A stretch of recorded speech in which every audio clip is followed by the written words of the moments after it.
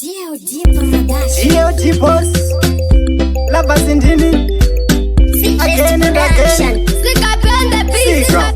Risi teka mukadzi wangu ndomukoshesa nekuti akandipa moyo, shamwari dzangu ndodzikoshesa nekuti hadzindifuriri. Vanoda kuona ndichifara, havadi kuona ndichichema hanzi. Mukadzi ane rudo anobva kuna Mwari Baba, ukaona une shamwari inokuda usina chauinacho, tenda zvako kuna Mwari uchingoti Mwari makanaka. Ukaona une mukadzi anokuda usina chauinacho, tenda zvako kuna Mwari uchingoti Mwari makanaka. Makaita zvenyu Mwari Baba, makandipa shamwari dzine rudo. Makaita zvenyu Mwari Baba, makandipa mukadzi ane rudo. Mukadzi wangu handidi naye nokuti anondipa rudo, shamwari dzangu handidi nadzo nokuti dzinondikonera. Ukaona une shamwari inokuda usina chauinacho, tenda zvako kuna Mwari uchingoti Mwari makanaka.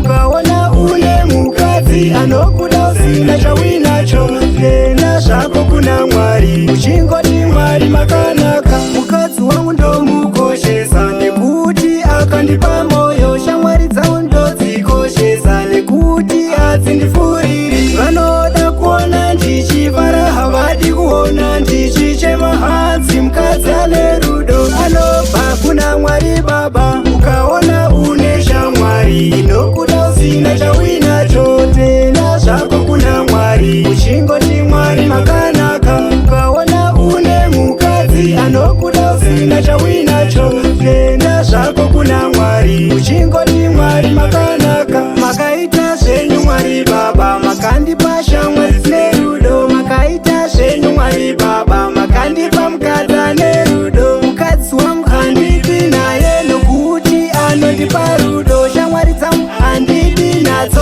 nokuti dzinondikonera. Ukaona une shamwari inokuda usina chauinacho, tenda zvako kuna Mwari uchingoti Mwari makanaka. Ukaona une mukadzi anokuda